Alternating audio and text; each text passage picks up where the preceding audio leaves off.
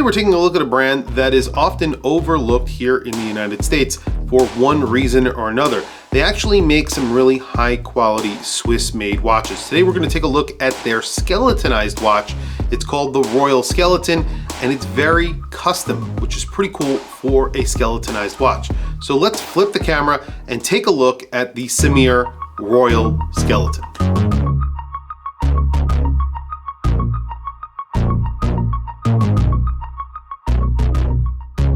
So I featured a few Cimier here on my channel. It's kind of ironic that this is probably my favorite thus far. There was an integrated bracelet watch that I featured that I really liked, but this is a skeleton watch. It's ironic because I'm not hugely into skeletonized watches, but I think they did this really well, from the dial or lack of dial, the seconds hand, the way that they actually did the seconds on this watch, and then of course, the case. The case is actually very important when it comes to a skeletonized watch. So it comes in a beautiful box. This is a wood box that is curved, very heavy.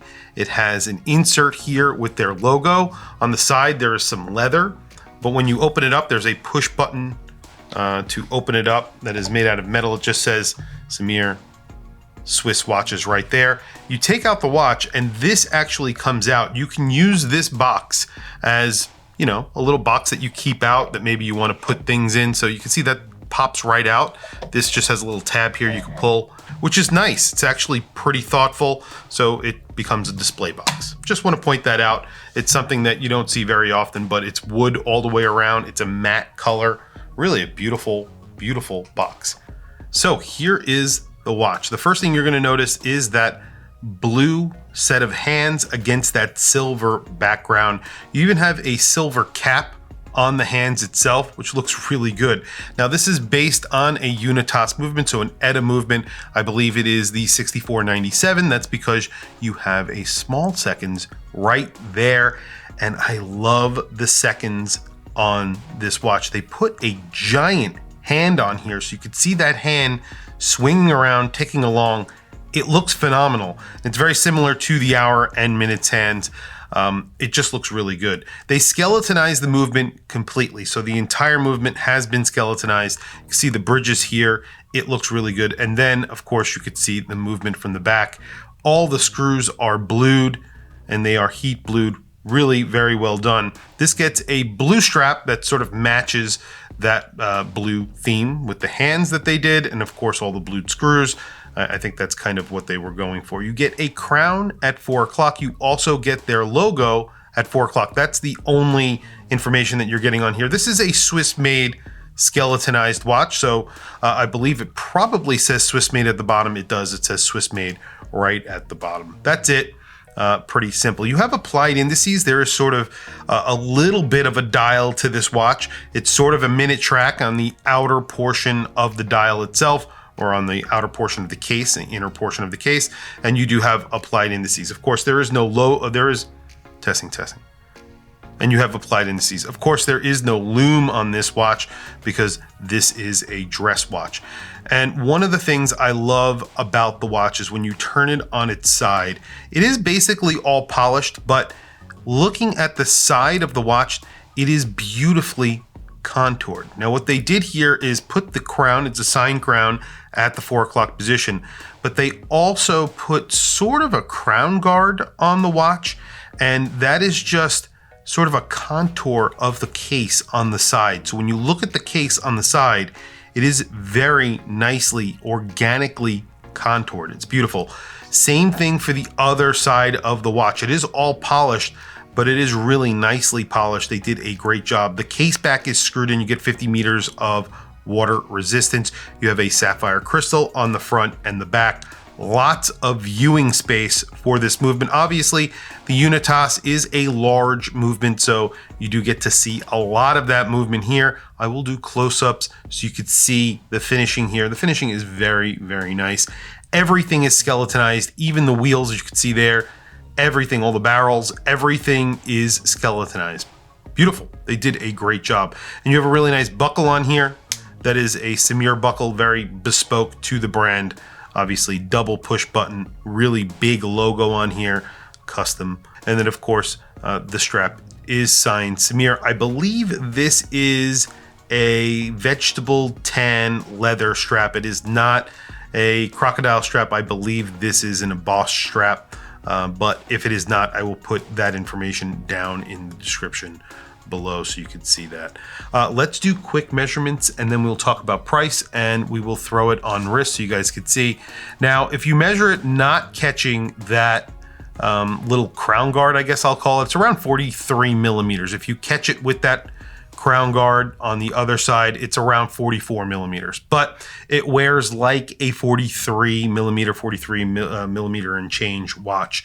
Not incredibly thick, hand wound, 11.1 millimeters. That's including the dome sapphire crystal, slightly dome sapphire crystal on the front with AR coating, and then of course the flat sapphire crystal in the back without AR coating.